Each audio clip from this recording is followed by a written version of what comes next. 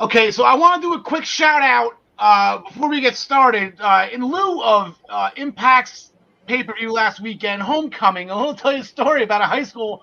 My old neighbor, he lived about 2 streets up. I'll remain nameless for whatever reasons, but he actually, it wasn't Homecoming, it was prom. But he rigged, I still to this day, he never admitted how he did it. He just admitted that he did do it because he had no business winning prom king, but he rigged the whole thing so that he could dance with the girl that he was in love with, who made sure that she was prom queen, but the king queen dance. So, but there's little memories of that. They didn't end up together, so I guess the question is, A, is it worth going that far, like just for the memory, or is this stalking in 2021? Like, there's a line now. There was no line back in 1997. I think there's a line now, though. Whatever.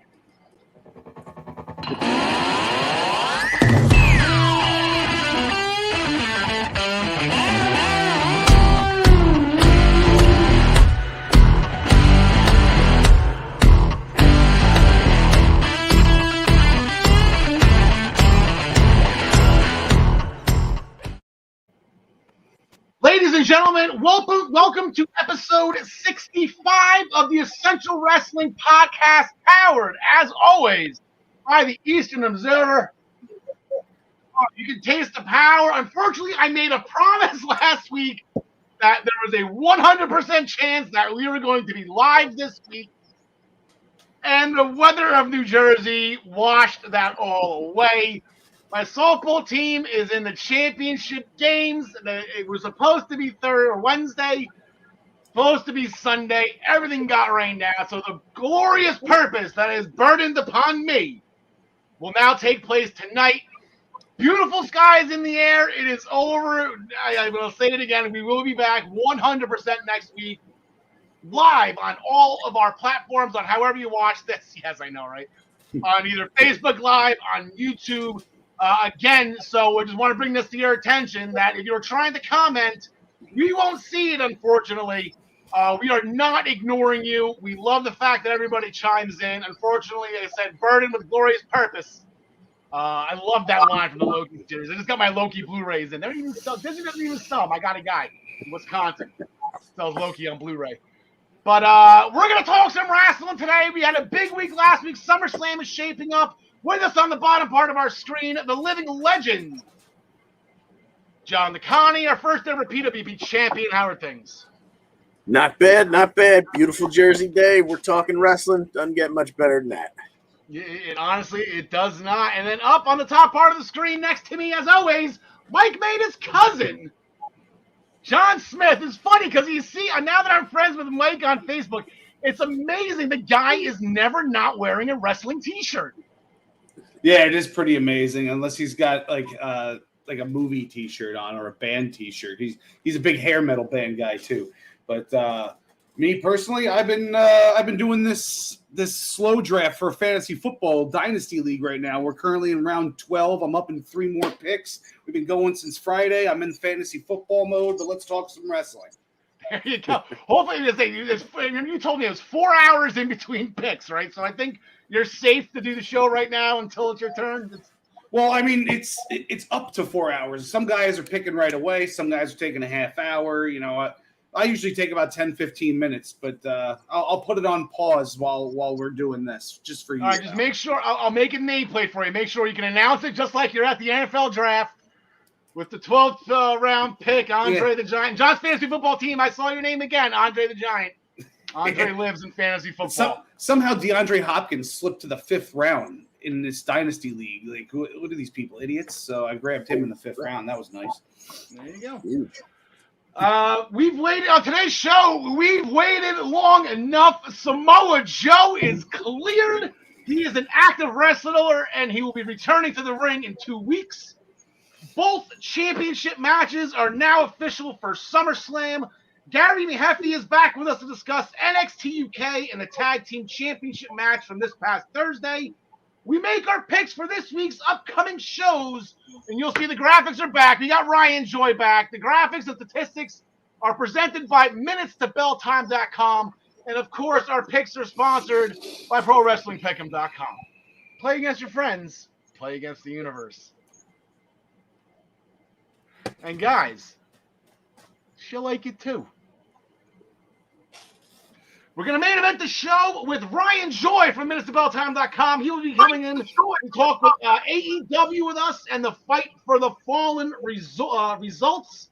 We're going to curtain jerk the show with what the cold open was about, our new homecoming king and queen, John DeConnie, like there was ever any doubt that Deonna Purrazzo was just going to bulldoze through this tournament. As soon as she announced herself for the tournament, it was just pretty much written in the stars. So she went in with a mystery partner. But if you were, reading the rumor mill for the last month or so, once you saw the brackets and there was only room for one mystery male partner, you pretty much knew who that was. They opened the show. Deonna came out and announced her mystery partner, Matthew, the Drama King Raywalt, formerly known as Aiden English. He came out, exactly. We got a few bars out of him, which is, of course, all we wanted. And they would go on to face Team Swingers Palace, Alicia Edwards and Hernandez. Raywalt would hit a DDT, like a front-falling DDT, to get the pin on Hernandez for the first round win. Then the second match was Matt Cardona and Chelsea Green. They would face Little Petey Pump and Thick Mama Pump in their full chainmail headgear and everything. Chelsea would hit the unprettier on Jordan for that win. Afterwards, Steve Macklin would come out and lump up Little Petey. That was a callback for him getting involved in Macklin and Trey's no contest on BTI earlier in the week. If those of you who don't know, BTI is before Impact, and it's called Being the Elite. Exactly. Then we had our third opening round matchup. Rachel Ellering and Tommy Dreamer painted up like the Road Warriors. They would go against Brian Myers and his mystery guest. He had struck out trying to find someone who absolutely hated Tommy as much as he did, and would eventually settle on ECW and all-around wrestling legend Missy Hyatt. Missy Hyatt. Who came dressed for the mall in tight jeans and 6-inch spike pumps. So clearly she was not exactly ready to wrestle. Did Impact miss the boat here? Like, shouldn't have been Sam Beal dressed as a woman as Myers because he couldn't find anybody. Shouldn't have been Sam Beal dressed like he was ready to go to the mall. Absolutely. We talked about that last week. I don't know if it was in pre-production or in our text chain, but I was almost positive that that's how it was going to play out. But exactly. But hey, what do you Nyla Rose? Missy got a payday. Good for her. She tagged in at one point in the match, took about a half a shuffle step, tagged herself right back out, which got her a "You Still Got It" chant. Yeah. Myers would survive a Spicoli driver and look for a tag later in the match. And at that point, Missy realized she had nothing left to do other than tag back in or completely bail. So she hopped off the ring apron, started walking up the ramp. Myers kind of chased her to the other side of the ring and was kind of up on one of the ropes, kind of lifting himself up, which allowed Tommy to scoop underneath him, get him in the electric chair. And Rachel completed the Doomsday Device, and Ellering and Dreamer would eliminate Myers and Missy Hyatt. Moving on to our fourth tournament opening round match, we had Decay facing Falaba and Tasha. Excuse me, Tasha Steelz. I only had their nickname down here, Fala Flava. So excuse Fala me. and Flava. I fell out of the chair. I was laughing. Well, it was not a great teaming experience for Tasha, as Fala accidentally hit a corner avalanche on her, and in his dismay at the fact that he damn near killed her, he turned around right into Crazy Steve's second turnbuckle jumping DDT, and Decay would eliminate Fala Flavor. Moving on to the second round, we have Deonna and the Drama King They would get past Chelsea and Cardona. Once again, Ray Walt would hit that front-falling DDT on Matt Cardona for the win. And Decay would get past Rachel and Dreamer. When Dreamer hit a pile driver on Rosemary, and he even got Crazy Steve up in the fireman's carry, perhaps looking for the Spicoli driver. But Steve would wiggle out. He would attempt a sunset flip. Dreamer sat down on it, trying for the pin. Crazy Steve kicked out, reversed it into the old Raw roll-up, and Decay would move on to the finals where they would meet Deonna and the Drama King. And this is where, unfortunately, I have to stop bitching and moaning and calling it the Cosa Nostra, because the Queen's Gambit was the finishing maneuver here. The Queen is now Deonna Purrazzo, the King, the Drama King, Matthew Ray Walt. It was a fun tournament all around. There's a lot of stuff. Like I said, the Doomsday Device by Dreamer, who was a close friend of the Animal. He came when Animal passed. Dreamer came out with the makeup on right away. And Rachel Ellering's father managed them, so that was a fun little duo. And then you had Jordan and Petey doing all the stuff, the bicep elbow drop into the push-ups after the false air. There was a lot of fun stuff going on in this tournament. I enjoyed it. And of course, the best team won. And like I said, Deonna, she was on Impact on Thursday. She's getting some MMA training going. She's got a big month ahead of her. She's got title matches galore. So we'll see what is going on with her. Also at Homecoming, that Eddie Edwards, he was in the main event. He defeated W. Morrissey in a hardcore match after a Boston knee party. Josh Alexander defeated Black Taurus in an amazing match with the C4 to defend to retain the X Division Championship. And an impromptu unscheduled match, not scheduled match, I guess. Diener defeated Willie Mack. I would have got that one wrong. Diener defeated Willie Mack after Eric Young hit Mack with the Violent by Design flag, followed by the Diener DDT. Since that match, I know, John DeCounty, you admitted that you would have had Willie Mack on that match too. But let's just go to the scorecards. And John DeCounty, I wanted you to run through the tournament because you nailed it.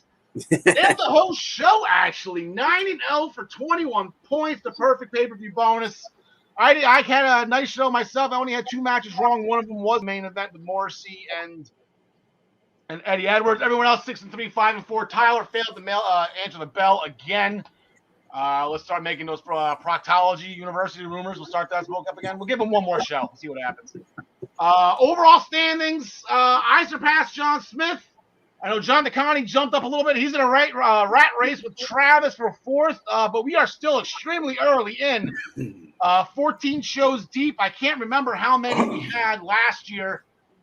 John DeCounty said, you nailed it. You had another tick on your belt right there. And I just want to just toot all of our horns right now. Out of the past 7 shows that have been scored on ProWrestlingPick'em.com, one of us has nailed a perfect pay-per-view in 6 of the last 7. John DeCounty got Homecoming. John Smith got Night 2 of Fyter Fest. Ryan Joy nailed Fyter Fest Night 1 and Money in the Bank, and he was the closest one to Slammiversary. He went 8-1. Slammiversary was the only show that we were missing. Gary nailed Bash at the Beach, or I'm sorry, the Great American Bash. I'm still making that error. And myself, along with Maggie May, she's an intellectual. We got Hell in the Cell correct. So that is where we are going forward. We have about 2 weeks. This weekend we have off in the scoring. Next week we have off in the scoring. There you go. John Gotti polishing up that perfect pay-per-view title right there. Before we get into, we have big wrestling, weekend with Emergence, SummerSlam, TakeOver. It's going to be a lot. But staying last Thursday, staying with Impact, John Smith, the main event, Moose and Chris Sabin. So that was the one match that Ryan got wrong. That was actually we all got wrong. Too little, too late for me. I picked Sabin again because I'm an idiot. Too little, too late for me. But it looks like this is still going to go forward, though. Yeah, I'm confused as to why. Like they each got one. It should be over. Moose came out to this match and basically, I mean, they put on a decent match, but he destroyed him and he got him back for that for that embarrassing loss at the pay-per-view that he had no business being on the losing end of. But I'm glad that Moose came out and got the victory back. I just don't know why this is going to keep going on. Maybe the other half of Motor City Machine Guns will come back soon and make it a 2-on-1 or something. I forgot his name, but Alex Shelley. Yeah. Yeah, I don't say it was an embarrassing loss. Chris Sabin, former Impact World Champion, like that's not. I mean, he beat Bully Ray. Like, let's just go. Sabin's beat guys twice his size, and Moose is in his prime right now, and he's in the best shape of his life. He had no business losing that match. That's fair. So so Moose went to just done with it. Went to throw Sabin out of the ring, saying this feud's over. Moving forward, Sabin hooked the top rope, came back in. And Sabin started swinging, so I guess to be continued with those two. John DeConnie, we had a tag team match, a battle of the Bullet Club past versus the Bullet Club present / future. Yes, indeed. Yeah, we had the Good Brothers versus Jay White and Chris Bay. This was really fun, about a 9-minute match. We got personally, this was my first exposure in ring to Jay White. So that was a lot of fun. Unfortunately for them, it ended with that old formula of the Magic Killer on Bay and Karl Anderson getting the cover for the win. And then later backstage, we saw Jay and Bay, discussing things. And Bay said, he was very upset to take an L in his first match in the Bullet Club. And Jay White said, "Oh, pump the brakes. You're not in Bullet Club just yet. But I've got an idea for how you can redeem yourself." That would play later on into a match. Shall we jump right to that one? No, I'm sorry. No, Gary's throwing out Chris Bay chicken. If he was afraid, I don't know. Gary's still going with the Chris Bay jokes. There was an 8-man tag, John DeConnie, with Finjuice involved, and I think that's where you're going with this next. Indeed, yes. We had Finjuice with Fala and No Way. They would defeat Ace, Fulton, Rohit, and Shiro when Finley would hit the Ushigoroshi on Rohit for the win. And then later backstage, Finjuice was announcing how they were back and they were looking for the tag team titles. They want to get those belts back when they would be attacked and laid waste by the combo of Jay and Bay, clearly making up for their first loss together as a unit. Yeah, and that's because I believe Finley. I have it down. I think they called it the Trash Panda was his finisher that he used to win that match. I don't know. I'm not up on my New Japan stuff, but I guess there is a New Japan feud with Chris Bay and Finley over the Never Openweight Championship. Maybe we can talk to Ryan about that a little bit, or he can private chat. But I know that's a feud going overseas that kind of leaked into Impact because God forbid they use their own stories for TV shows. Rich Swann and Willie Mack, they defeated Violent by Design after a stunner by Willie, followed by a 450 splash from Rich Swann on Rhino, which leaked into the Diener versus Willie Mack at Homecoming. Like I said before, Deonna Purrazzo was training with the Atomweight champion from some MMA company. I did not catch her name. So prepare for her for the upcoming shows in AAA and NWA. Taylor Wilde came back and said we haven't seen her in a while, but she came back in all of her belt looping glory. Those are the biggest belt loops I've ever seen on a wrestling tire. But hey, go for it, Taylor. If that's what you want to do, go for it. She defeated Caleb with a K after a poison rana, followed by a belly to back suplex. Random thought throughout the show, John Smith, I was thinking of you as well. I miss Reno Scum. Yes, indeed. Right. Yeah. Is he doing fantasy right now? No. What? Oh, what's that? I was like, I miss Reno Scum. I know they were your boys. I know Thorstone's gone, but anyone have eyes on Luster? Like, we could have some Luster to legend here. Like, it's. Yeah, I completely forgot about them, actually. Next Thursday, there will be a #1 Contenders Battle Royal to challenge Kenny Omega at Emergence, their next Impact Plus pay-per-view. And again, Tommy Dreamer, and he's in charge. He's got no bones about it going up against WWE. This will be on August 21st. We're resuming at 3 p.m. Eastern Time, which will bump our SummerSlam special back to noon. We'll get to that later. According to Ryan Joy, Resurgence pay-per-view in Los Angeles on August 14th will be Jay White versus David Finley. Al is the only one. I don't know what the only one is. Forget That was about you missing Reno Scum. Oh yeah, probably. Yeah. Eyes on Luster. Anybody? I should bring that up on Monday next time I'm on the Daily Wrestling News Show. Start a rumor about where Luster is. So that will be next Thursday. This Thursday, though, we actually have a #1 contenders match for the Impact X Division Championship, where we're gonna have Jake Something, Rohit Raju, Trey Miguel, and they're gonna dust off Daivari and put him on here. So the winner get Josh Alexander. Not sure where, not sure when. John Smith. I don't know. This is a tough one to call. I don't know if this is going to leak into the pay-per-view. I don't know. This is tough. I'm going to go with Trey because I always pick Trey and he always loses. All right, there you go. White Fix was not broken, right, John Nagani? Yeah. Didn't Daivari leave to go work for WWE like a month ago? When the hell are they taping these things?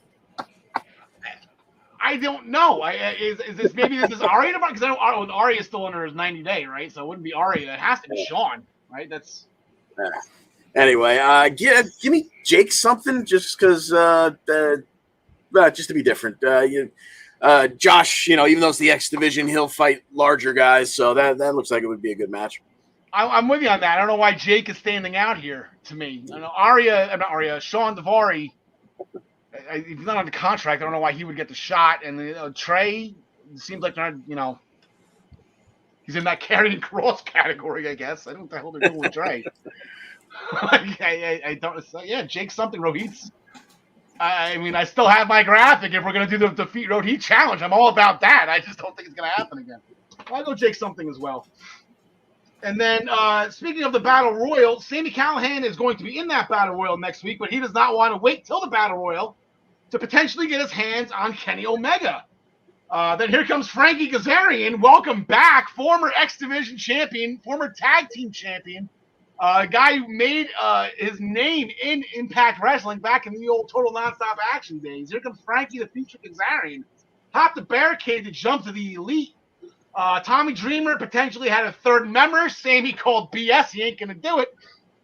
But it looks like he's going to do it. He was talking about Eddie Edwards. So we're going to have Sami Callihan and Eddie Edwards on the same team.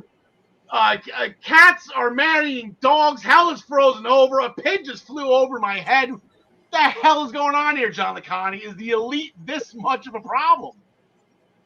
This is what the setup for this match is actually what helped me get the perfect pay-per-view, because I was all on Morrissey until they started, verbally filleting Eddie Edwards about, you're the hood ornament of the company, you're the man, you are Impact Wrestling, and I was like, oh Jesus, they can't pump him up just all that way just to get him into a six-man tag. So, yeah, I think the good guys, not that Sami Callihan is often considered a good guy, I think the Impact guys will take this one. Callihan, Kazarian, Edwards over Kenny and the Good Bros, just to make things fun. All right, if that happens, I doubt Kenny Omega's going to be pinned, and God knows Doc Gallows isn't getting pinned. So it's like Karl Anderson's going to be looking at the lights again, Sean Smith. Yeah, that's what I was going to say. Karl Anderson's just there to take the pin. That's it. It just seems like you got to circle back. So my theory, Samoa Joe being the one to come back as a savior, I guess I'll take half credit on that. I was right that he's doing it. It was just the wrong company. But I guess you got to circle back to Eddie Edwards being the savior. I mentioned this last week in a match when Finn Juice was getting jumped at the end of it. It seemed like Matt Striker, the play-by-play announcer, is starting this war. Like, Impact has all these guys coming in, and it seems like, okay, well, Rohit and Ace Austin, they've had enough of it. Look at the Impact guy goes. And I guess Sammy's in that category, too. But, yeah, I guess, sure, Eddie Edwards with the guy, bound for glory. Eddie Edwards beating Kenny Omega. I guess that's where we got to go with this. And why not? Screw it. So that is Impact. We are going to, I missed a sheet. There we go. That was Impact. We are going to rewind to last Friday night. We're going to switch over to WWE, and then we're going to layeth the smacketh down on your Rudy Poo candy ass. Speaking of The Rock, I guess Jungle Cruise did pretty well, as we talked about on Monday. pretty well in the box office and with Disney Plus. Show started with John Cena yet again to get the crowd amped up for the show. Call Roman Reigns' reasoning for dodging him at SummerSlam stupid. Then here comes Baron Corbin looking for some help. John throws him a couple bucks. Apparently now Corbin's wife left him because of, I guess, the whole foam dart to the nuts incident that from Shotzi's tank the week prior. He is unable to perform. So Corbin's wife left him. I guess Corbin, this is going back to the missionary position. I guess Corbin was pretty good. So Cena threw him a couple bucks. Corbin kind of bitched at it. You know, beggars can't be choosers here, but Corbin decided to complain. That's not enough. Told me he could be in a movie, this, that, and the other. Cena got enough of them, gave him an AA. Needed an attitude adjustment. Fast forward to the contract signing. Finn Balor about to put his name on the contract. Corbin comes out looking for the payday. Corbin, for once, is doing the right thing, not asking for money, but taking initiative, trying to get that main event bank against Roman Reigns. Let alone if he wins the title, he's going to get his money back. And then here comes Selfless John. John Cena, only looking out for himself, takes out Baron Corbin, screws the man who's trying to get his life back together, and then he doesn't even give the contract back to Finn. He signs it himself. What the hell is up with John Cena here? This isn't the John I know. Anyway, so this is going to leak into a match that was booked on SmackDown. It's actually going to be Baron Corbin and Finn Balor. But honestly, these guys, I mean, I think Finn Balor needs to kick Corbin's ass for that. I mean, Corbin, you know, Finn got robbed. But when Finn's done, the two of them just need to team up and just go after Cena and take him out and get their main event championship match back. John Smith, who do you got in this? Corbin's losing streak's definitely going to continue here. All right, this is not an updated picture of Baron Corbin. I think if it is, the ketchup stain is covered under the shirt and the vest. John DeConnie. Yeah, I think Balor takes this one easily. Man, Corbin will find some way to step on his own member. Yeah, what the hell, John Cena? He could have just given the contract back to Finn Balor. Yeah, Corbin should have gone through if Corbin had gone through the Make-A-Wish Foundation, then John would have had to bend over backwards for him. But yeah, there you go. Yeah. What the funny thing was, I saw on Facebook the other day, just a quick sidebar here. I guess the Peacock, they filmed John Cena signing autograph pictures. He signed 3,000 autographs in an hour and 15 minutes. That was the craziest thing I've ever seen. Just watching him rip off. He's left-handed, so I'm using my left hand here. Just rip off his name, and the guy's pulling the picture back, and he does it again. It was a pretty amazing process. Anyway, so maybe Cena's not that bad of a guy. Seth Rollins attacked Edge from behind on Edge's way to the ring for a promo. Rollins cut one instead, saying if he can't be champ, then neither can Edge. We will talk about Matt Moore going into SummerSlam. That is probably going to be booked. John DeConnie, Bianca Belair had her 100-day celebration. The celebration, bitches. It was actually day 110 as they made it out. As SmackDown Women's Champion, it was interrupted by Carmella, who wants another crack at the title. Zelina Vega then came out wanting a shot. Bianca actually said yes to that one. So I guess we're going to have Bianca and Zelina at some point. But Bianca ended up getting jumped, and then here comes the returning Sasha Banks. Sasha's back. Crowd goes nuts. She actually helps Bianca. They hug at the end, and the look on my face was the same as the look on Bianca's face. Like, what the hell is going on right now? Can an F be really that much of a bond where two people can just put away their differences and just celebrate the fact that they main evented WrestleMania together? Yeah, they were holding hands above their heads victoriously. They even, did a little dance for us. And then they would be tag team partners. That would main event the evening. Bianca and Sasha would face Carmella and Zelina. And John, I'm sorry to cut you off. If you remember back in January and February and even March going into – these two are not a good tag team together. No. Every time they tag together, something very ugly happened. And yet it never really – they never really completely turned on each other. Like they just were kind of awkward together. Well, They weren't necessarily awkward together in this match, though. They played all the hits. They brought us back to to WrestleMania, excuse me, when the match would spill outside and Bianca would gorilla press Sasha, but in a loving way, and walk up 2 of the ring steps and use her as a dart to throw at her opponents, taking them both to the floor with a cross body. And then Sasha eventually, they got back in. This was a sub 9-minute match. Sasha would eventually hit the backstabber, roll into the bank statement on Carmella, and get the submission win. Afterwards, they would celebrate again. They would embrace, and then surprise, mother jumper, backstabber, tornado DDT, bank statement. Ref has to pull Sasha off. That's not good enough. She grabs the title, raises it above her head, and thinks, she hasn't had enough yet. Locks in the bank statement again as the show goes off the air. So I guess we know where this one's headed. Yeah, you gotta do. If you're gonna have 70 whatever thousand at a football stadium, you gotta throw this right back out there again. Considering she hasn't been around since Mania. But yeah, that wasn't only the swerve for the women's championship. I can't do again in the next one. Oh no, did something just fall? Yeah, all my Nintendo 64 boxes just fell down behind me somehow. Reginald was backstage. Well, now he's known as Reggie. Reggie, I guess, as 24/7 champion, I guess he's got the ability to be on both shows, right? It is a co-branded title, I would think. There's not like a SmackDown version or a Raw version. It's just the WWE. So Reggie was backstage before his match saying his whole life he had his head on a swivel. He was attacked from all angles. He even has a rear view mirror on him on his shopping cart.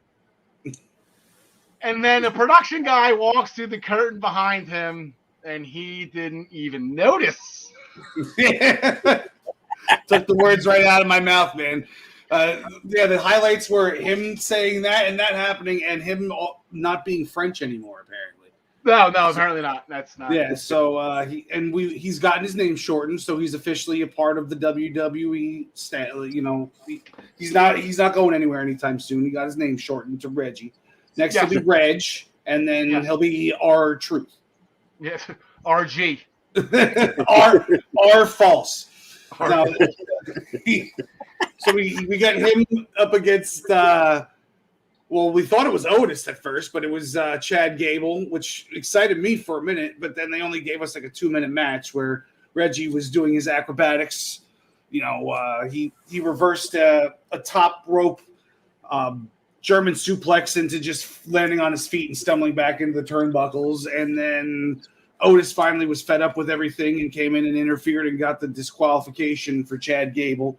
And then threw Reggie over the top rope, but Reggie just rolled through and got his title and was gone, doing backflips up the stage.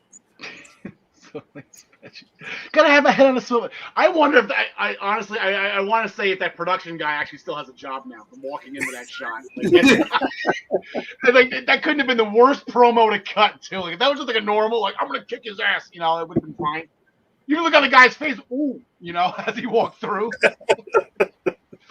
Anyway, Rey Mysterio got the win over Jimmy Uso. With the same leverage move. Dominic got his feet up for leverage on Rey. They did the same thing to the Usos that the Usos did to them twice. So I guess the series is now 2-1. I'm sure they will continue on going forward. And then, John, we had a 6-man tag team match that is looking like we're headed to SummerSlam. Big win here. Big pinfall. Yeah, we had a 6-man tag. It was Big E, Cesaro, and Kingsgay versus Apollo, Ziggler, and Rude. Ziggler would wind up going for a swing. Aziz would take out Boogs at ringside. Most of the match would spill outside. But towards the end there, we wound up with the Intercontinental Champion, Apollo, in the ring with King Nakamura. Apollo would miss a frog splash, then fail to get the Raw roll-up, and would take a Kinshasa knee to face and a clean win for Nakamura on the Intercontinental Champion. Yeah. So that's I'm sure all 6 of these guys will wind up in some kind of schmaz for the IC title, but that certainly puts Nakamura at the top of the list. Yeah, and the one thing, we haven't really mentioned this yet. Nakamura switched from the red to the white. I'm loving picturing Nakamura in the NWO, like with this black and white outfit going. I just think it just looks so badass. I don't know why. Then for like Survivor Series, he would switch to blue if he was representing SmackDown, but he always went back to the red. And now that he's the king, it's the black, and it's like NWO Nakamura. It's absolutely great. So real quick, we're gonna just take a quick little 30-second break to hear from Joe Jarzanka and the Primetime Rundown guys, and we'll be back to talk about Monday Night Raw. And after these messages, we'll be right back. Thanks, Al. Summer Mondays are back for the Primetime Rundown as myself, Ian Schreier, and Rob DeLuca will be coming to you with the Primetime Rundown right here on the Eastern Observer on Monday nights beginning at 7 p.m. all the way until August 30th. Make sure to join us on the following platforms. Wow, things are just not going my way right now. Things are just not going my way right now at all. I went to pick up the boxes and my head hit the other boxes and knocked everything else off the wall. We're going to come back from Gary's segment and your wall's just going to be completely white. Like everything's just going to be down. I'm hoping I can get everything set back up by the time he's done. So, all right, there we go. I forget the joke I was going to say, but whatever. Going into about last night on Monday Night Raw, Bobby Lashley started the show. MVP with MVP. MVP spouted out some stuff about Goldberg. Goldberg came out, spouted out some stuff back at a much higher volume. I guess that Goldberg's my kind of guy that's talking extremely loud. Said, "You're next." There's your thing. Walked away. Lashley and MVP started jaw-jacking at Goldberg's kid, who has grown up since the last time we saw him when Goldberg pulled his shirt off and he's got this 10-year-old hasn't hit puberty or the gym yet, pudgy body.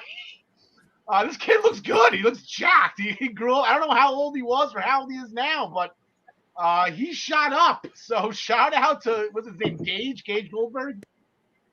All right. So that actually was it for being a weirdo, Al. Stop being a weirdo, all right? Yeah. Okay.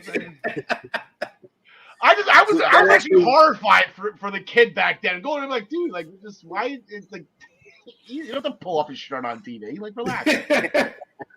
Like I was actually really awkward in that moment. Like, why is he doing that? That was probably the motivation for him to get all jacked up like he is, because he got made fun of for that. I'm sure. Yeah, that's actually a good thing. Or maybe he just looked at himself and just got grossed out. I don't know. Oh, wait, so that really was. Yeah, he looks good. So Goldberg came back out. He speared MVP. So later, Lashley then accepted Goldberg's challenge. So that is official. We have Lashley and Goldberg. Goldberg once again going after the one title that has eluded him his entire career. We had this conversation back in January. We are about to have it again, but we will wait to the SummerSlam special to do so. Save it for that. We have the Triple Threat Women's Championship match. That is scheduled for Sunday as well. Part of that match, Rhea Ripley, she defeated Nia Jax with the Royal Roll-Up. Shayna tried to help. It really didn't work out. So Nia and Shayna had it out verbally until Shayna eventually walked away. Then Nia got jumped and actually Rhea hit the riptide on Nia. It was impressive. I didn't get up all that high, but still, that's something. So are we seeing the end of Shayna and Nia? Is that be going to SummerSlam? What, John Smith, any quick comment on that? All I could say is finally, because like I remember when these two first crossed paths back, probably last summer or whatever, and I was like, I've never been excited about Nia Jax in any way until I thought about her versus Shayna Baszler just beating the crap out of each other, and then they ended up freaking teaming up instead. So I'm hoping that we get a nice, knockdown, drag out, 10-minute at least fight between these two. Hope maybe even like, not falls count anywhere, like no DQ or some sort of, real animosity between these two, because that's what it's all been building up to, I hope. Good. The other 2/3 of that match with Rhea Ripley, first is Charlotte Flair. She did an in-ring promo empathizing, with Simone Biles. She mentioned Simone Biles' name, and I just put my head down like they can't do this. Oh no. They can't do this. Like, I don't care if it's Charlotte or not. And she avoided it, and she's like, just listen to me for a sec. Twice she said, just listen to me. So she empathized with Simone Biles with the struggles of being the best, and that's okay. That's fine. That's fine. But and then remind everyone that she's been cashed in on 3 times from the Money in the Bank, and that people who cash in Money in the Bank are cowards. A coward's way to win the title. So Nikki attacked her from behind again with a chair. Kind of cowardly. It's the same thing, right? You just attack her from behind. So Nikki did it anyway. And then later on, they main evented. So John DeConnie, here we go again. Nikki Ash is getting shoved down our throats.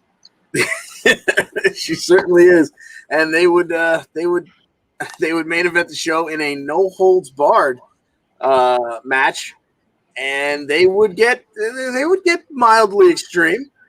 And in fact, it would end kind of ugly when Charlotte missed a spear and put herself through a table, and then Nikki would catch her.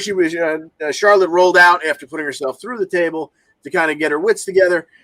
Nikki caught her coming back in, had her draped on the ropes a la Randy Orton, but she would instead hit the lights, roll the dice, meet her at the crossroads, whatever you want to call it. But she would get a clean victory out of the whole thing. Yeah, so now they're tied 1-1 each. I don't know when Rhea's going to start inserting herself into this feud. Maybe next week now it'll be Rhea and Nikki for a series of back-to-back matches heading into SummerSlam. So, yeah, Nikki Ash doing her thing right now. Good for her. Persevering. Drew McIntyre defeated Veer. And don't break my heart, my Anky-Shanky heart. After Jinder came in swinging with a chair. It was a 2-on-1 match. Jinder came in swinging with a chair. Then all 3 of them grabbed chairs. So Drew grabbed his sword. And that was the end of that. Shout out to Ryan Joy with the joke in pre-production that Drew McIntyre, that's the best, that's probably the most obvious way somebody can blade themselves. What are they trying to tell us with this though? That it's okay to threaten somebody with a freaking knife or sword? Like, get the hell out of here! Like, I don't agree with him pointing a sword at somebody like he's actually going to run through them with it. There's intent there. There's intent. I'm assuming, and I'm pretty sure that is against the law. I think Jinder Mahal's going to have something to say about it next week. Yeah. Damien Priest was a complete a-hole on Miz TV, which led to a match versus Morrison. Instead, he was out there to challenge Sheamus, but he said he wanted to just kick Morrison's ass now.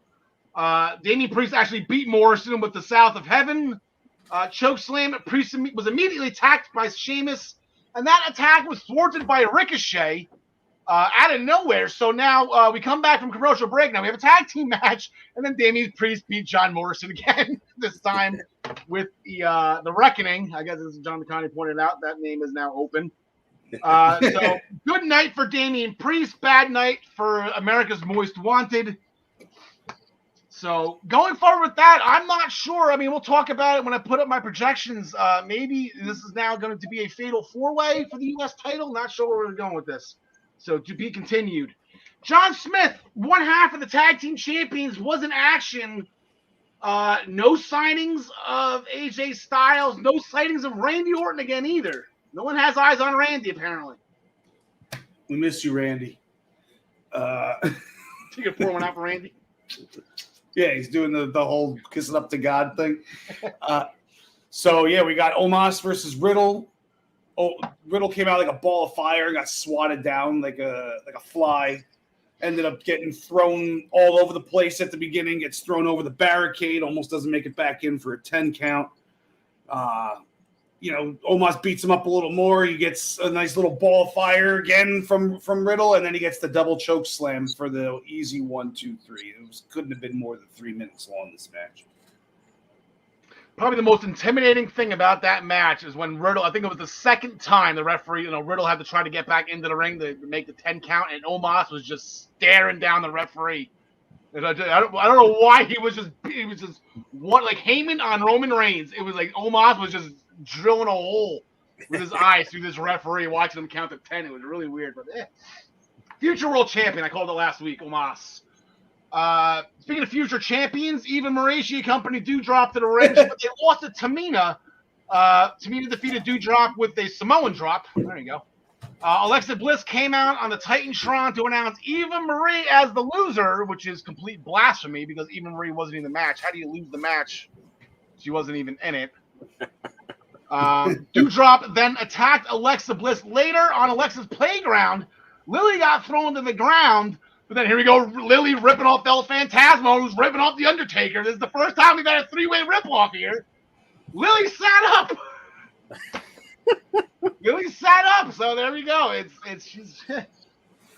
Do we get the tag team match? You're gonna see the potentials. They have Alexa Bliss versus Eva Marie. God knows even knows if that's gonna happen. But can we get a tag team match between Alexa Bliss and Lily versus Doudrop and Eva Marie? Is that the end of this game? Is that like the end goal of this feud? They're gonna be tag champions. There's a lot to unpack here with this doll here, so I don't want to call her a doll. And that's what Gary said in the private chat. John, did you do something to Lily? Those boxes. Yeah, I guess I'm one of the first EWP victim of the Lily illusion. The Lily illusion, yeah. John Smith, good news for Karrion Kross. He got his hourglass back. And I do believe, ironically enough, it was Keith Lee that broke that hourglass about a year ago. Right when Karrion Kross debuted. That hourglass didn't last long the first time around. Yes, this is true. So he's got the hourglass. Now all he needs is his woman and his... The other hourglass. Yes, the more important hourglass. And he needs his entrance back with the full entrance, that is. But, we got Lee versus Kross again. I don't know why we needed to see it again. But I guess because Lee got choked out last week, they wanted to give him one back. But, this was the first loss that Kross has had that was, like, legit. The Raw roll-up with Jeff Hardy's feet on the ropes doesn't really count in my book. But, like, the champ to just – the NXT champ to lose like this, I don't like it, man. Like, they're castrating him before they even take that belt off him and bring him up onto the main roster. I don't understand what's going on here. And it is confirmed. I think he is a main roster guy. I did see an article. Whether it's true or not, I have no idea. But no NXT superstars were backstage on Monday Night Raw last night. And if Karrion Kross was there, he is not considered an NXT superstar in Vince McMahon's eyes. So I think we got to get used to seeing Karrion for the time being, at least for the next month, right? Because the rumors go around draft at the end of the month. So we'll see where Karrion Kross lands. Congratulations, Samoa Joe. Yep. And then Mason T-Bar. They got the win over a hometown favorite, Mustafa Ali, Pop of the Night, Mustafa Ali. And his new tag team partner, Mansoor, John DeConnie. Retribution's music's pretty catchy. I still like Retribution's music. Yeah. Ali went to climb to hit some kind of top rope maneuver. T-Bar kicked Mansoor into the ropes, which knocked Ali down. Then T-Bar was able to hit I guess you would call it a discus running boot to the face on Mansoor for the win. And then afterwards, Ali got in Mansoor's face, but he, I guess, kind of felt Retribution, kind of breathing down his neck. He realized that he was in trouble, and, it was kind of in between. Ali's kind of a dick, so he kind of shoved Mansoor out of the way, but really he was saving us because they would then Retribution would hit Blind Justice on Ali, and Mansoor essentially unscathed in the after. Blah. Yeah, they're still pissed Ali for Retribution, and it's just that's gonna happen in the Royal Rumble too. It's gonna be like not even like for the next 3 Royal Rumbles, those two guys are standing behind Ali, and Ali's gonna be like, damn it, still. All right, fine. Eventually, it's gonna come to the point where Ali's gonna put their hands on his throat for them. Just do it. Just get it over with. And then Reggie again. Probably, we have a fighting champion here, guys. Like, who would have thought Reggie as Reggie equals fighting champion and successful at it? He got another win with the flipping earthquake or whatever we're calling it, the flipping balls to the face or whatever we were calling it in pre-production. He got the win over Akira Tozawa. Even Tozawa couldn't catch him. Tozawa's one of the fastest, quickest guys on the roster. Even Tozawa couldn't catch him. So Reggie getting it done. So here we have going into SummerSlam. We have 3 matches officially booked. We got Goldberg and Lashley. We got Nikki, Rhea, and Charlotte. And then we got Roman and Cena on the SmackDown side. I put up Ricochet and Morrison along with Priest and Sheamus. Who knows where that's going? Drew and Jinder. Let's just hope it's just a one-on-one match with rules. You don't need swords flying around everywhere. Alexa and Eva Marie, the tag team championships. Styles maybe just took the week off. That's fine. Somebody's got to get eyes on Randy Orton. Let him know that Riddle's getting his ass kicked on a weekly basis here. Natalya had successful ankle surgery, from what I've been hearing, and what Ryan Joy and I discussed on Monday morning on the Daily Wrestling News Show. They will not be vacating the tag team championships. So Tamina's going to fly solo for the time being, and then when Natalya's back, they got Tegan and Shotzi up next. They won that number 1 contenders match, or I guess champions contenders match, whatever you want to call it, whatever AEW doesn't call it and Vince now does. The 6-way Intercontinental title match, that'd be a lot of fun. I hope all 6 guys will be in that. Bianca and Sasha and Edge and Rollins, those are pretty much gimmies for the moment. So, John DeConnie, anything real quick SummerSlam related? No, just interested to see exactly how that Intercontinental match shakes out. Do they do a ladder match? Is it just a 4 corners match, some kind of elimination match? It'd be interesting to see how that actually comes to fruition. John Smith, anything SummerSlam related before we get out of here? Before we give you a break? As long as Goldberg doesn't win that title, man, that's all I care about. All right, it's to be discussed, I guess. Unfortunately, like I don't know what they're doing with this. So, gentlemen, we will bid you adieu for the time being, and we are going to fill up the screen with a whole bunch of handsome and a nice little I don't want to say romantic scenery, but we got a different view of Garrett. There you go. Look out, ladies. Garrett, we have you top of the evening to you, my laddie. Yeah, evening. Hope you're doing well. Yeah, hopefully my picture doesn't fall off the back wall like all the John stuff did, so hopefully we'll be all right. Yeah, I'm John Smith. I think you had something to say about Lily in pre-production. I don't think you were around for that, so we'll just keep Lily's name out of your mouth. I think we're going to be good to go. All will well. We had a tag team championship match. Was that? Oh, that was from last week. That was 2 weeks ago. My bad. Mustache Mountain. I never changed my headlines from the week prior. Copy and paste. I was wondering. I was like, got the job done against Symbiosis. Eddie Dennis tried and tried and tried. Well, it wasn't to be. Yeah, I mean, it really was. It went like we hoped, or like I'd said, that I hoped that Mustache Mountain were going to take it. It was good, hard-hitting match. One moment that did scare me, when the time that Tyler Bate came off the ropes and Tyson T-Bone caught him and gave him, whether it was a German suplex or a belly to back, whatever, overhead, whatever way you want to call it. And I was worried that Tyler wasn't going to get over because he flipped as well, but he got there. But there's a lot of stuff. We had the Tyler Driver in 97 being hit and broken up or whatever, and then we came through to the finish where obviously they had the Burning Hammer and with the knee drop fall on, I'm nearly going to say T-Bone, it was on Primate who was pinned to get them. And then afterwards, obviously, we had Pretty Deadly coming out, foreshadowing where we thought they might go next. Coming out, which what the WWE Twitter handle or Twitter stream is calling a dream match, apparently. Pretty Deadly against Mustache Mountain. So yeah. Sure, I'm looking forward to it. Don't get me wrong. I could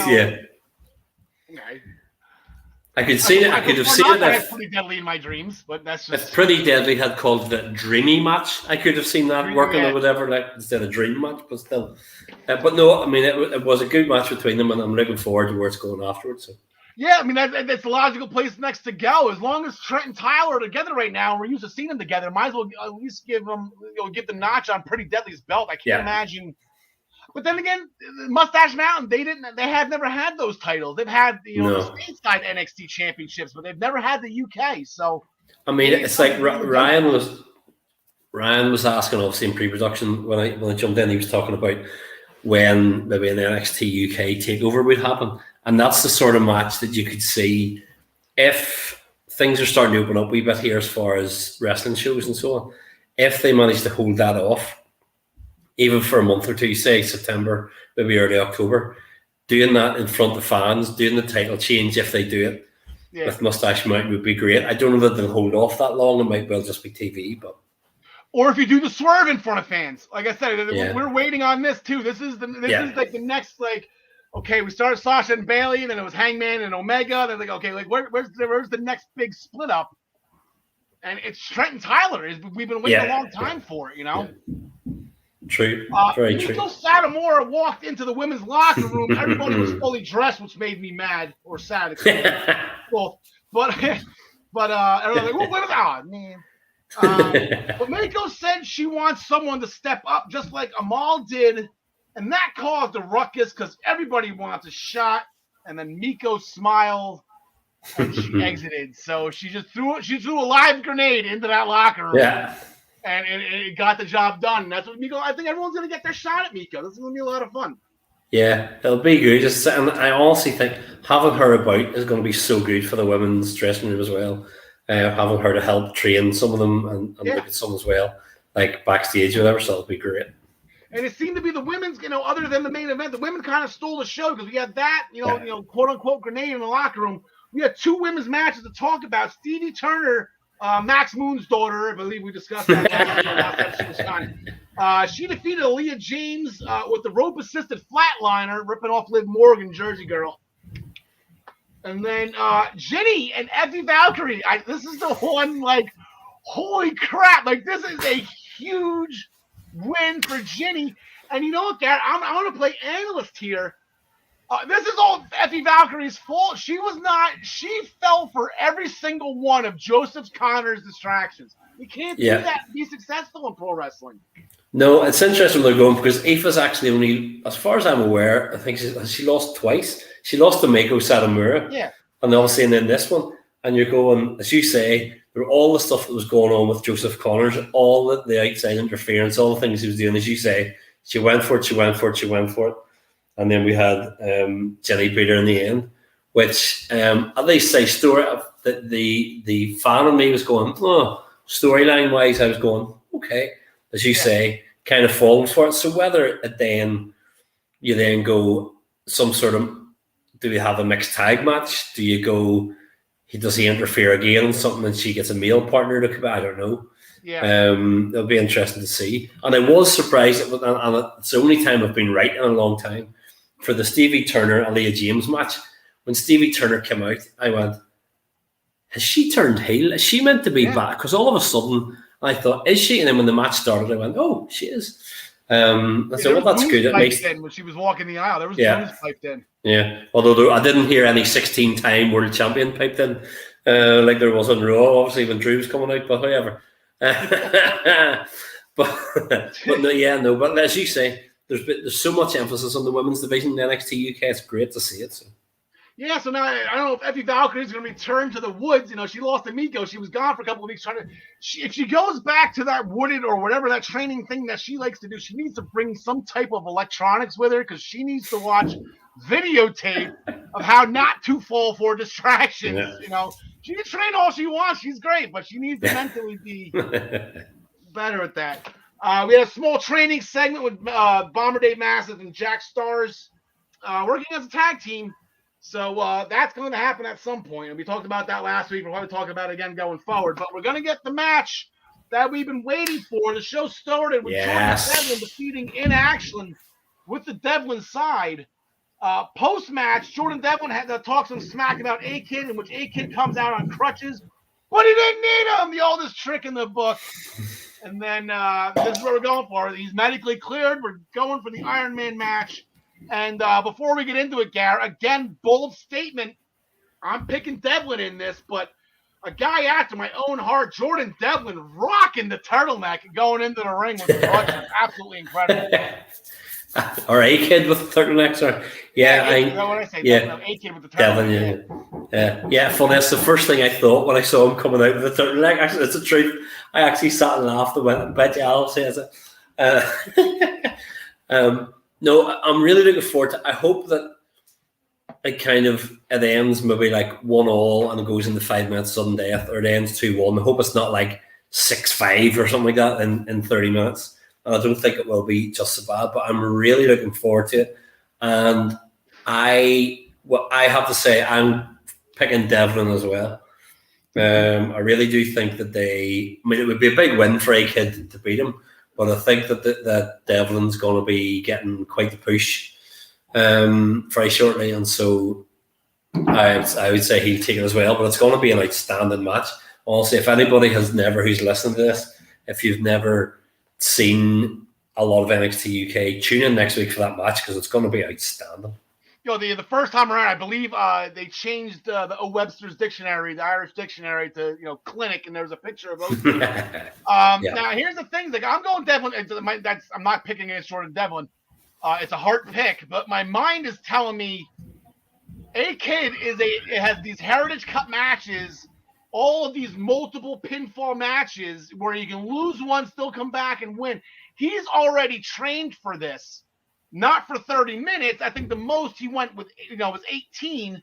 Yeah. I think the final, when he won the cup, he won the overtime, but with breaks in between, though. So it's a little bit longer match, but he's used to these multiple full matches. So I'll give A-Kid a strategic, advantage on paper. Yeah. But, and that's actually the sort of thing, storyline-wise, that you could see coming up in commentary from Andy Shepherd or Nigel McGuinness kind of mentioning that as the match goes on. It's the sort of thing you could see Nigel coming up saying, do you know what, he's been used to this, he's got the stamina for this. So that's a very good call. Yeah, it's my good idea for the day. You're not just a pretty face. You're right.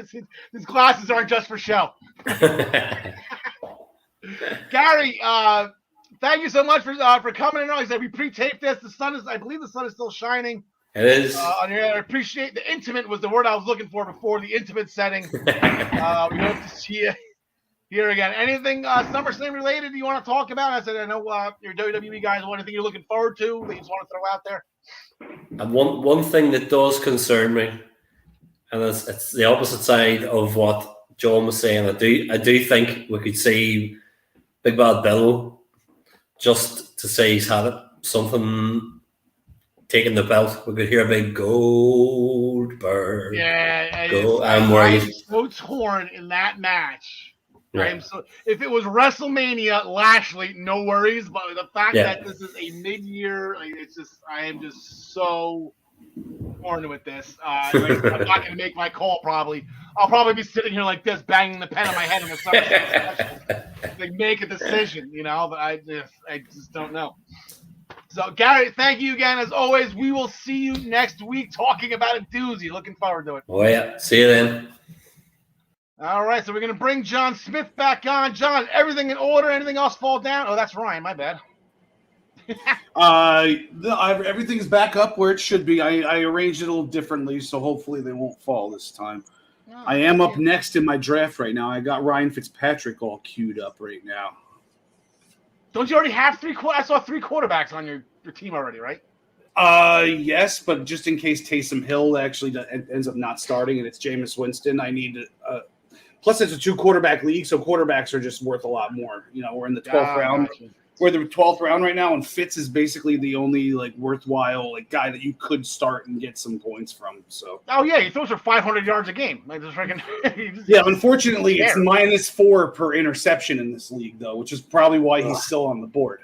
Yeah. All right, so switching from the UK version of NXT to the stateside version, and as I mentioned at the beginning of the show, we have waited long enough. Samoa Joe started the show, came out, there was a table, he brought out Commissioner Regal. He's like, I need you for 3 things.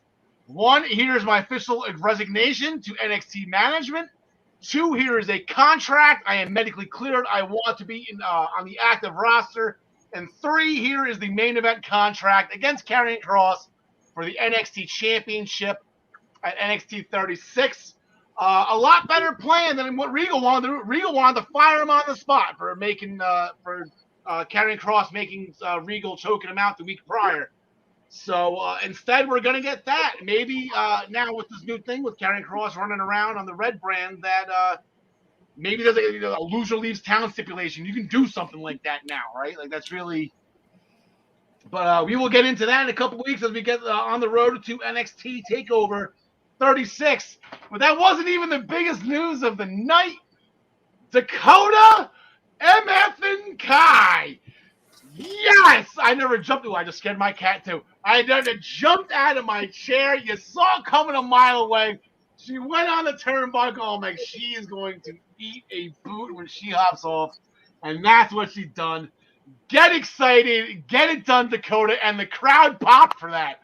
That was supposed to be a heel tactic. That was Shawn Michaels throwing Marty through the barbershop window. And the crowd erupted. Chanting, banging on the glass, Dakota. Dakota. So get excited. We're looking forward to 2 new champions at NXT TakeOver 36. But yes? Did somebody say something? No? Cool. John Smith, Adam Cole. He was called out multiple times by Bronson Reed. And they main evented the show. Yeah, and Adam Cole is nobody's rebound, okay? You don't try to get back on track by picking a fight with Adam Cole because you're not going to win. Yeah, I mean, this definite size advantage for Bronson Reed. Probably is literally double his weight. Got probably 5-6 inches on him also. But this was a nice knockdown, drag out.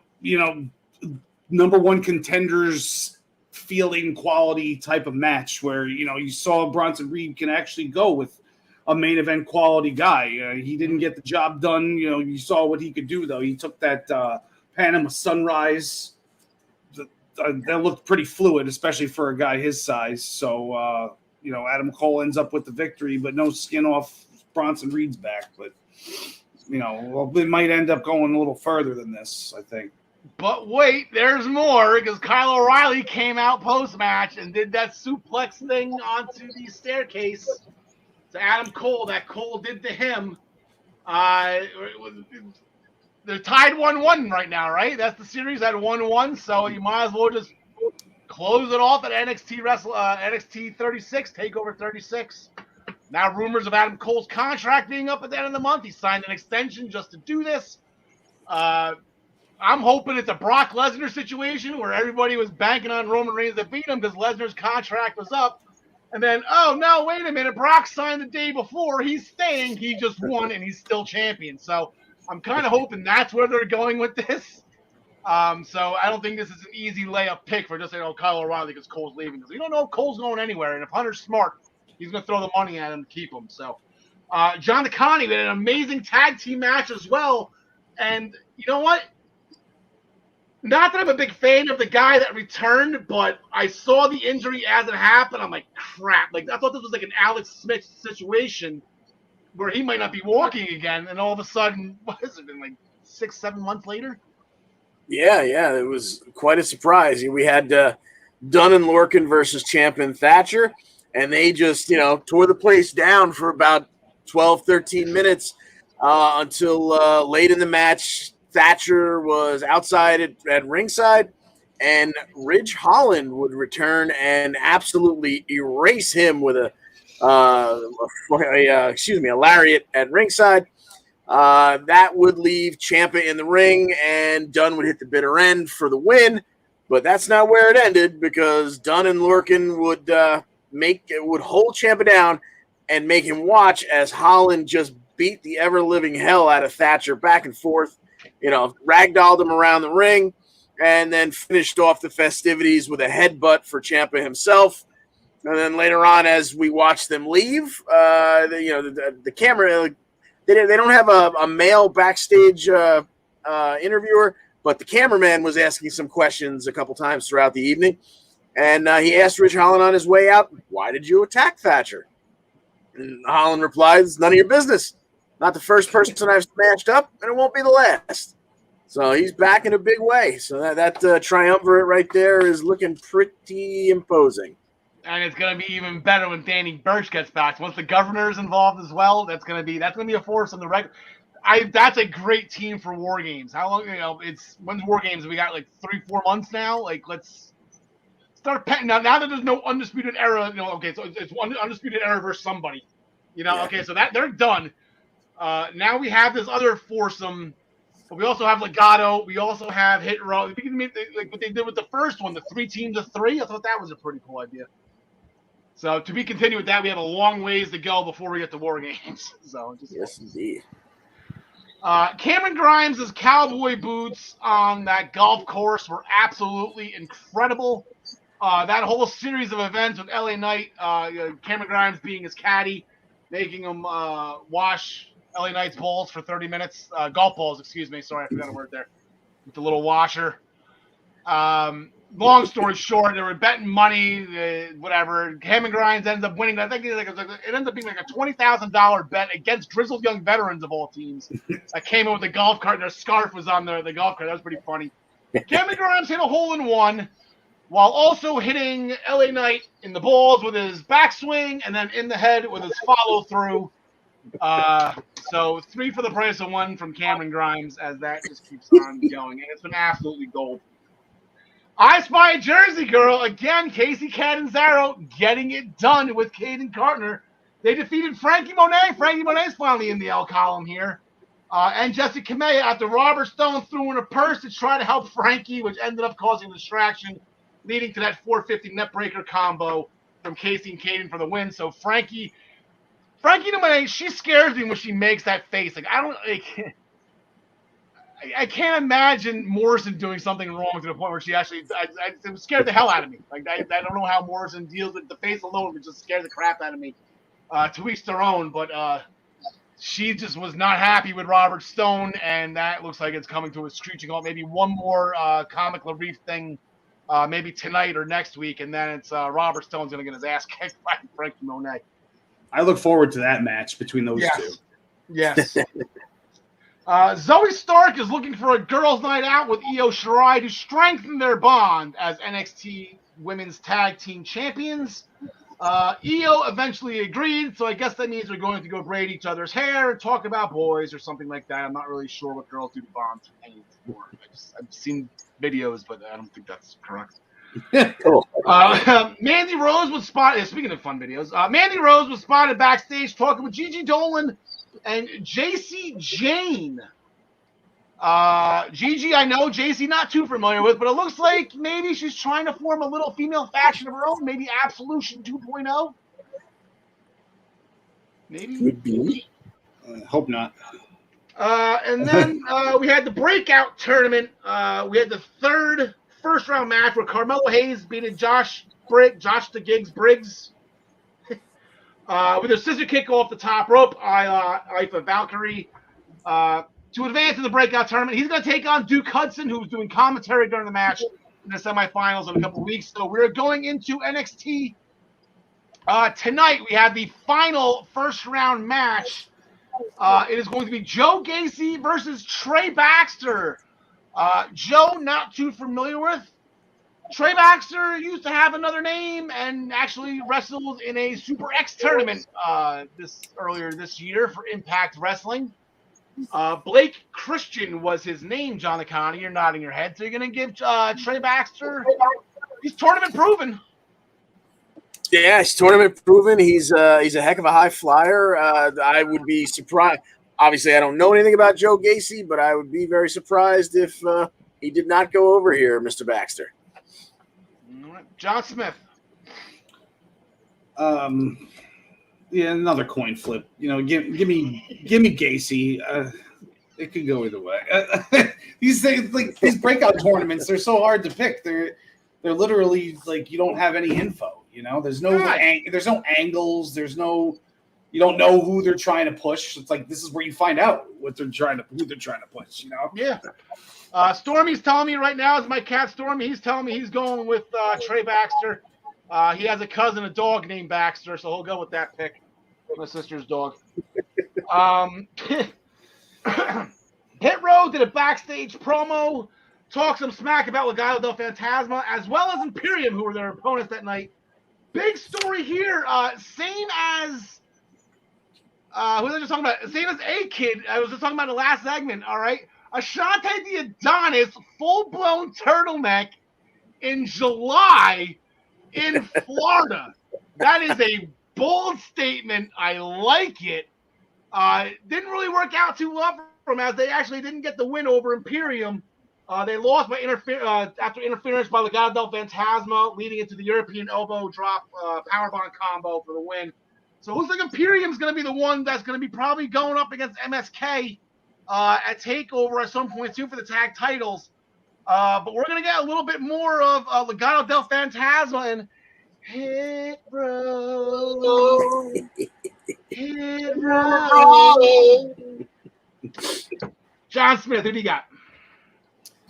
Give me Hit Row. I see Legado losing at every step of the way until Santos takes that title off of Swerve. All right, John DeConnie. I have to agree with that. Give me Hit Row.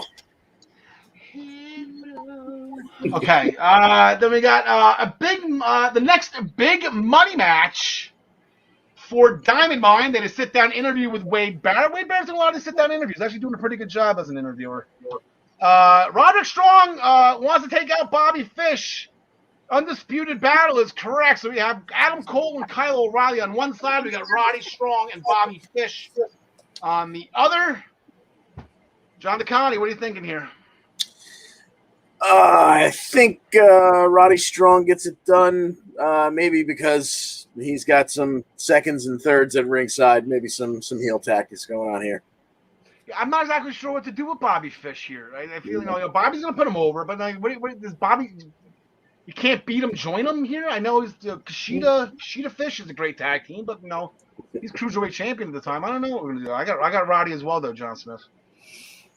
Yeah, give me Roddy. I'd like to see it go like Roddy versus Kushida at the pay-per-view, and then Bobby Fish joins the Diamond Mine to help him beat Kushida and win that title or something. I like that. And then the way they were worried, or I guess a better way of putting it, placing blame on each other for what happened with Austin Theory running away from home. It was interrupted by a gift for Indy, which was a drawing of Dexter in the way, which almost made Johnny throw up. Papa John was not happy, so Indy had a proposal, for lack of a better term.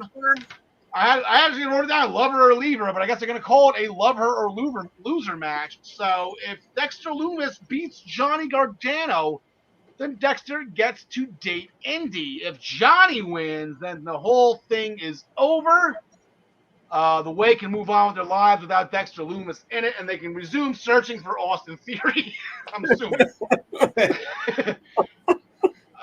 John Smith as our resident Dexter Lumis aficionado.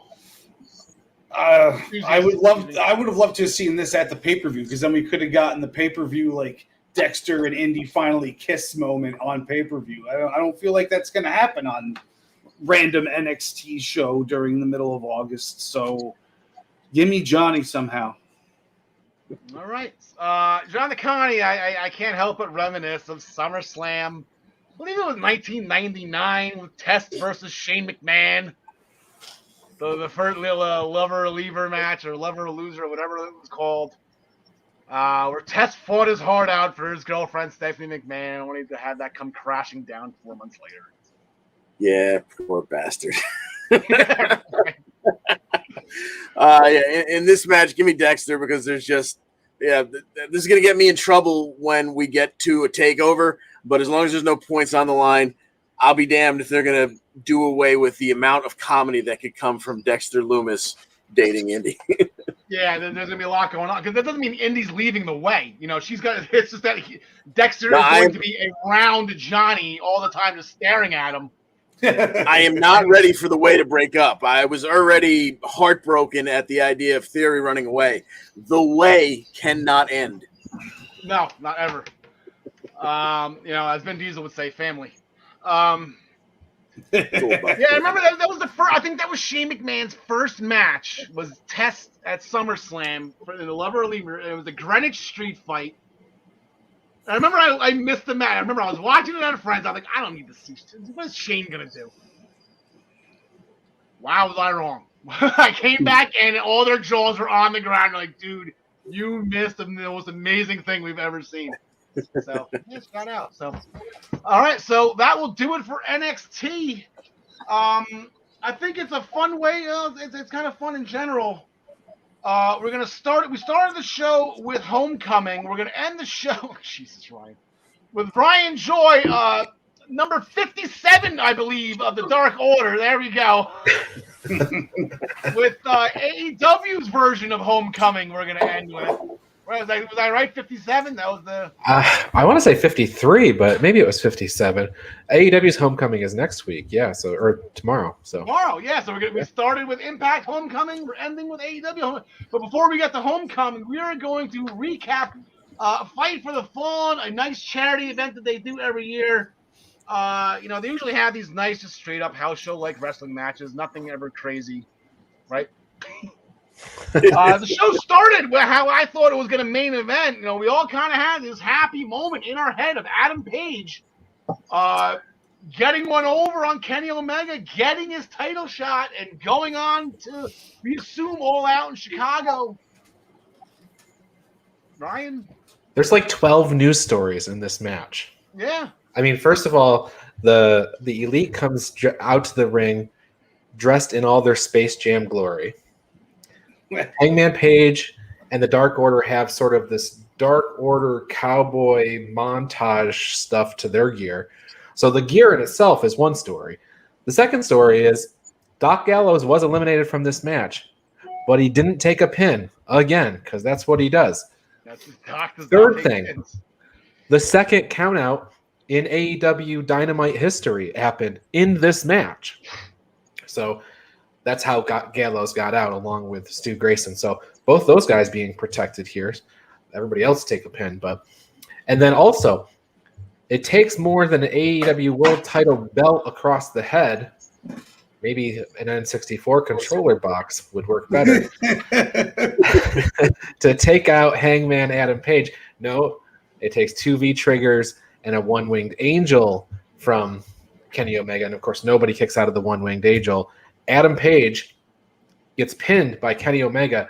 So all of us thought Adam Page would go in, but that's the news story. Adam Page gets no world title match, and the Dark Order gets no tag title matches. So they might as well just take a break, just go off television altogether. I don't know what they'd be fighting for. I mean, I guess Page could wrestle for the TNT Championship if you wanted, but the Dark Order, they're all tag titles. They're all tag title people, so they should just take a break. If Miro has that belt, I'm staying as far away from that belt as possible. He is God's favorite champion. He is. Well, yeah, we'll get to Miro in a bit. But yeah, so, and then coupled with that, we had Tony Khan's big announcement relayed to us by Tony Schiavone. Rampage will be in Chicago on August 20th. August 20th, the day before SummerSlam. And the show is going to be called First Dance. Here comes Darby Allin talking about wanting to fight the best in the world. I already used my Shane McMahon joke for the day, or I used it yesterday. This is not Shane McMahon, even though he rightfully earned that title a couple years ago. Is this just leading to CM Punk and Kenny Omega at All Out? I know you have other theories, right? You're going to give it to my guy. I'm not going to complain about that. Give it to him up there. But I got a funny feeling that, CM Punk's going to be sitting Indian style crying like a 5-year-old on the top of the ramp if he doesn't get this match. I think he would be a 5-year-old if he cries about not getting the match after walking in the company and then 2 weeks later expecting to be in the main event of their big pay-per-view. Hey, that's just what Punk does. That's what you're dealing with here. Well, we're all just making assumptions. And Ryan, Joe, you reported all week in the Daily Wrestling News Show. Do we have the official clock on how long it took for that show on Rampage, the First Dance at the United Center, not some little bingo hall that normally they're not the little convention centers that AE normally does. This is the home of the Chicago Blackhawks and the Chicago Bulls and the biggest arena in Chicago. Yeah, well, it's not. It's the biggest. Yeah, and it's the biggest NHL and NBA by capacity building in the country. So do I have the official time? No, but it's, with these sellouts these days, and I don't know if this is the way it always is, but they sold 12,000 tickets in advance. So, in the pre-sale. So when the actual on sale goes, if it's 5 minutes or something like that, it's 5 minutes, but they had already sold 12,000 tickets. So, I give them a bunch of numbers. I heard Tony Khan buys the ones that don't sell out, right? That's what the haters say. But it was that day, and I think that's what's important enough. They didn't have to go 2 days or anything. Did you start that rumor? Is that what happened? I know you like to start on. That never crossed my mind. I did not. That one was not reported by Pro Wrestling You Pickup.com. wish you thought of it. I do. I wish I thought of it. Lance Archer defeated Hikulea after a blackout to retain his newly won IWGP United States Championship. So, unfortunately, the streak is over. We do not have any IWGP titles coming up this week. We're going back to the old-fashioned AEW TNT title. We'll get to Miro in a second. I felt Miro wasn't having enough love lately. Apparently, he was on vacation with his wife. Oh, there you go. There's John. Sorry. So that's why he's been off TV. So I take back what I said. But it looks like Hiroshi Tanahashi, he wants the next U.S. title shot. But then Jon Moxley shot a promo at the end against Tanahashi. So, Ryan, again, we have a lot of New Japan stuff going on here. And this isn't their show. Again, they're just living rent-free on our TVs. It feels like they might get Tanahashi for All Out, maybe, against Moxley. That would be my guess. Okay. John DeConnie, a tag team match we've all been waiting for. Probably the two best teams in AEW, not named Bear Country and Jurassic Express. Or the Wingmen. Sorry, that's an even funnier joke. The Wingmen. FTR, Santana Ortiz, they finally got at it. Yeah, and this obviously we're going to see this again because there was an unfortunate incident in the match where I believe Cash got cut on the turnbuckle. It made them go home early. It still was a 10-minute match, and it still was quite entertaining, even though half of it took place, I believe, in picture-in-picture. But FTR would eventually get the win when Dax hit the brainbuster on Ortiz. But as I said, because of the injury, this match was cut short, definitely from what they wanted to do. So hopefully we will see this again, and perhaps even multiple times. Because I mean, come on, this is tag team wrestling at its best. Yeah, you can't get any better than these two. I mean, you can, but it's all argument. But this is one of the top pairings. If you're taking every company and you're having a tag team, like a 5-match tag team pay-per-view, like tag teams only, this is probably like the match before the main event. Like this is good. Ricky Starks, he came out, shot a promo. He said he could forgive Brian Cage for a lot of things, but he couldn't forgive Brian Cage for was not checking up on him when he broke his neck. So this whole thing is that Ricky Starks is butthurt that Brian Cage was busy defending the FTW title and doing everything and not checking up on him. Brian Cage eventually came out and then chased Ricky Starks away, so to be continued with that. Britt Baker is looking for a little more help so she can stop getting hurt, referencing the broken wrist she sustained against Nyla Rose in their match a couple of weeks ago. So do you think maybe she's going to get more help, more partners that could possibly be iconic? Possibly, and don't forget that there's 2 Pittsburgh shows coming up that with Britt Baker on the marquee. Yes, there is. Could be an iconic show. Maybe one shows up on Wednesday and one shows up on Friday. There you go.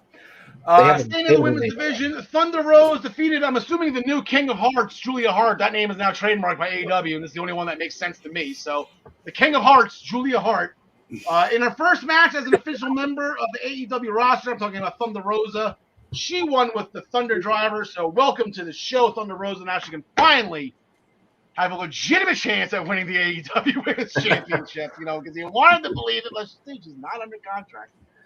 So we are going to go now. We're going to talk about tomorrow night where AEW Homecoming. They're going back to Jacksonville. Is that correct? Is this going to be at Daly's place? Yes.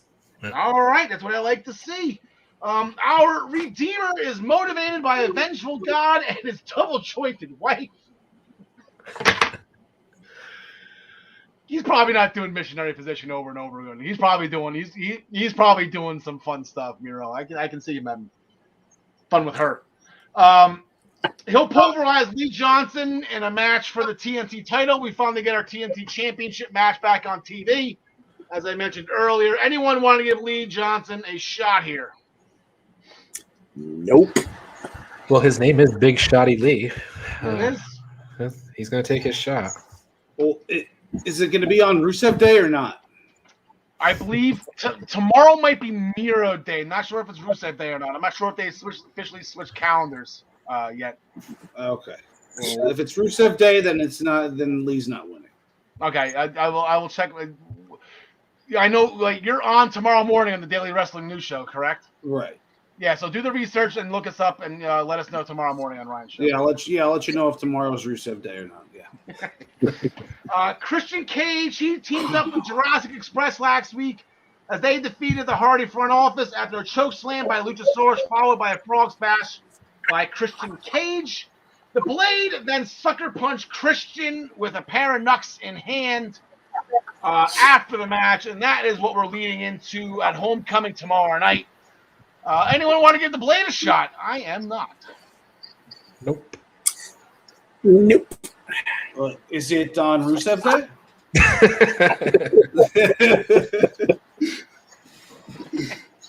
Well played.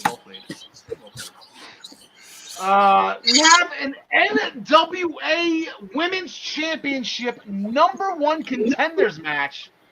Here I am thinking all week. I missed the NWA part until I heard Ryan talk about it this morning. I'm like, oh my God, Layla Hirsch. I mean, yeah, whatever. You're going to Pittsburgh, you're going to lose against Britt Baker. But if Layla Hirsch gets this shot, like, that's a big match for her to be in. So I'm like, go get it, Layla. And then I find out the NWA title match. So we're going to have Layla Hirsch and the Bunny, John DeConnie's resident Bunny. The winner gets Camille, the NWA Women's Champion, which is not an easy task. She is a strong, tall, big girl.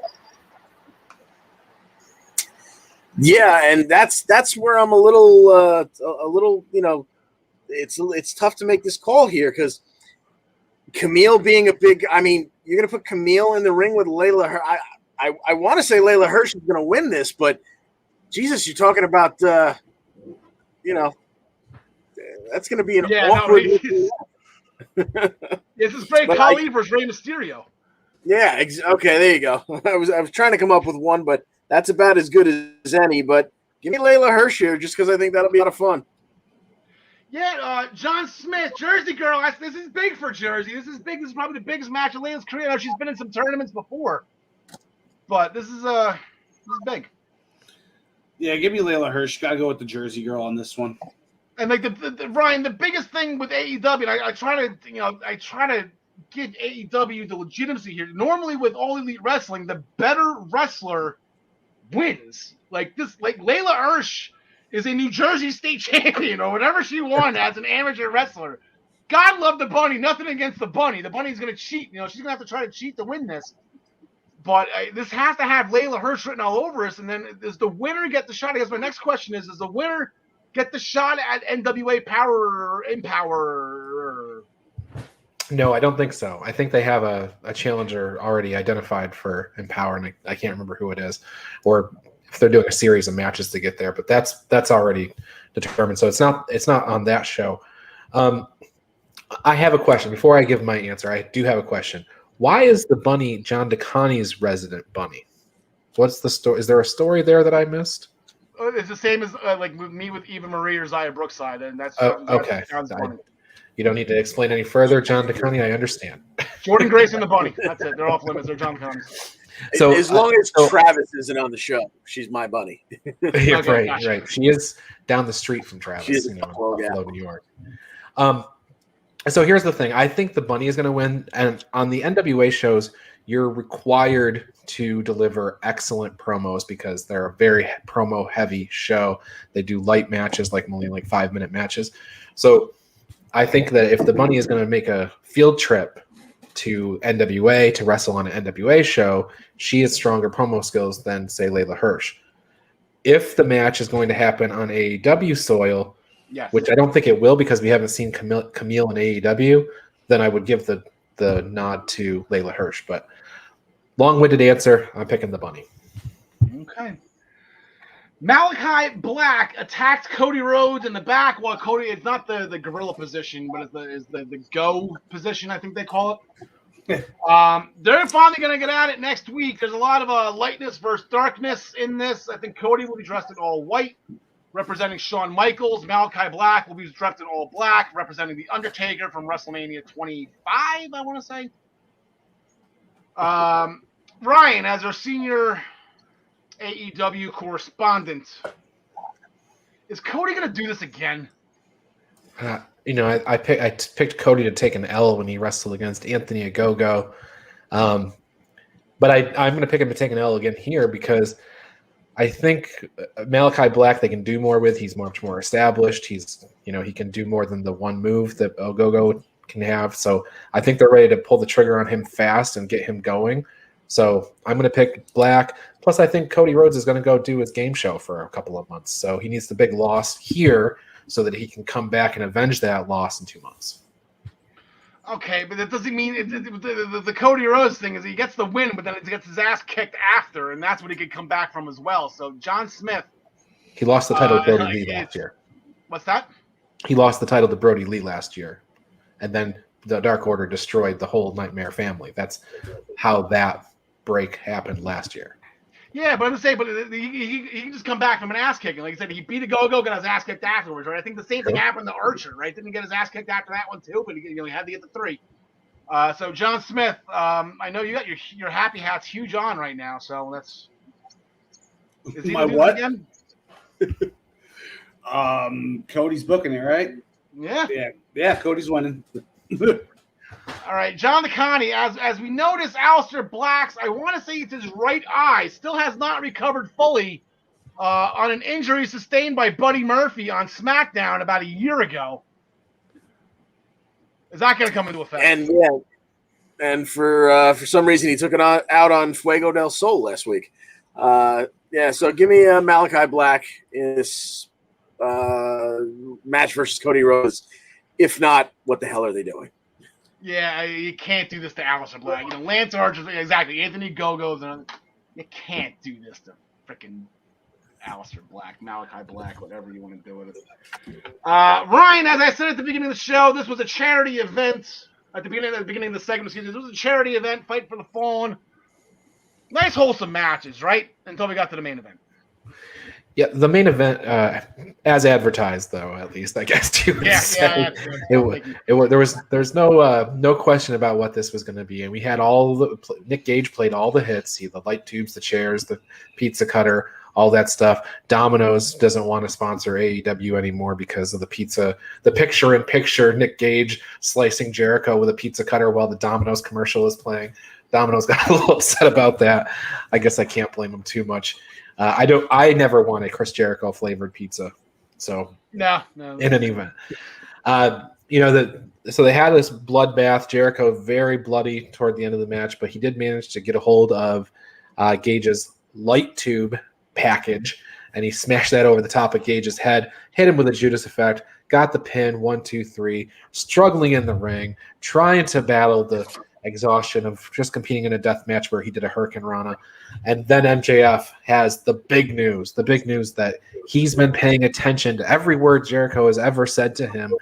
And they play the clip of Jericho invoking the name Juventud Guerrera from feud back into the old TNT days when WCW Cruiserweight division was in play and Jericho was wrestling his arch rival Juventud Guerrera. And MJF has announced that is the next labor, and it will be that Jericho has to hit a top rope maneuver like a Hurricane Rana off the top rope in order to win the match. So I'm thinking look for the Judas effect followed by an elbow smash to get the win on that match. I'll pick Jericho. I know. I'm sorry, I didn't let you set it up there. No, you're good. You're good. I don't have a graphic for it, so it's almost. Jericho I was thinking about it. Maybe I missed the Hurricane Rana with all the other stuff that was going on in that match. But I was thinking about that. I'm like, off the top rope. Well, Jericho does did he ever? Still, he does the lion salt off the middle rope. He does the jumping drop. Everything is off the middle rope with Jericho. This actually is like somewhat of a genius move by MJF, John Smith. Yeah, of course Jericho is going to win it, but I'm not interested unless he hits a 450.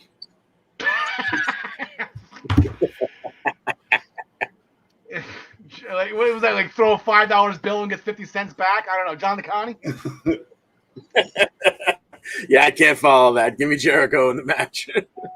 I think Jericho has about as much a chance of hitting a 450 as AC Romero. I've seen AC hit a 450. We'll talk about that Monday. That was on the scale though. That was on the scale. That was on the scale. I miss AC too. Where the hell's AC been? Where's AC and Larry D? All right, so that will do it for the show. That'll do it for the segment. That'll do it for the show. Let's just run through and say hello to our friends here. We'll bring it back up here. Primetime Rundown with Joey Jarzinka, Rob DeLuca, and Roderick Strong's stunt double. Thanks, Al. Summer Mondays are back for the Primetime Rundown as myself, Ian Schreier, and Rob DeLuca will be coming to you with the Primetime Rundown right here on the Eastern Observer on Monday nights beginning at 7 p.m. all the way until August 30th. Make sure to join us on the following platforms.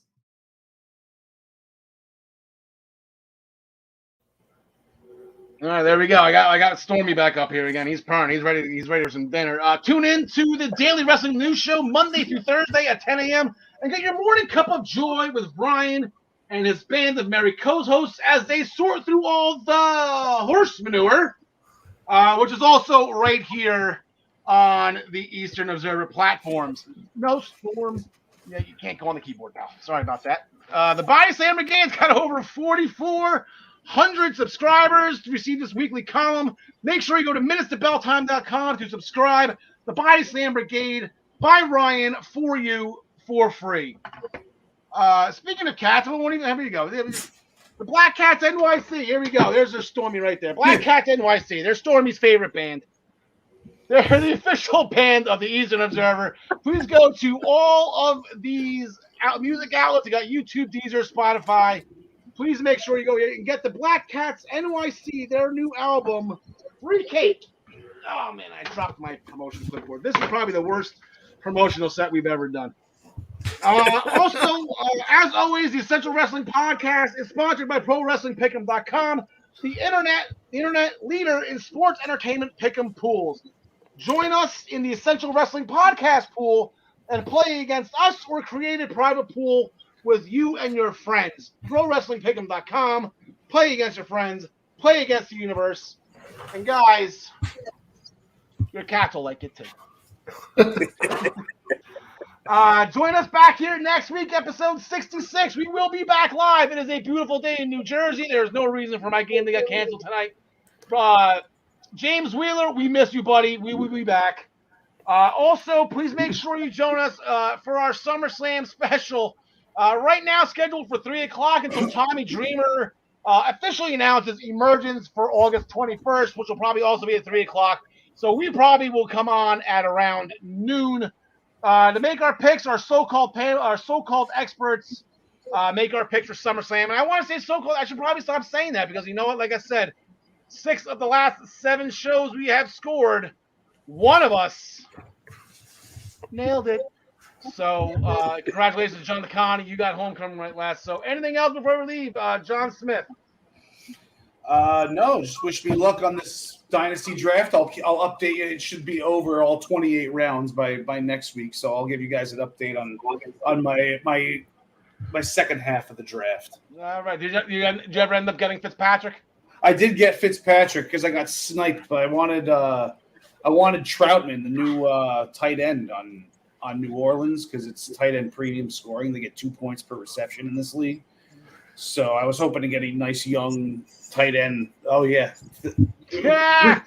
You need to just clip that out and make that like the commercial. Yeah, for the show. we'll clip that out with Goldberg's kid, and then with the comment I made about mentioning Miro.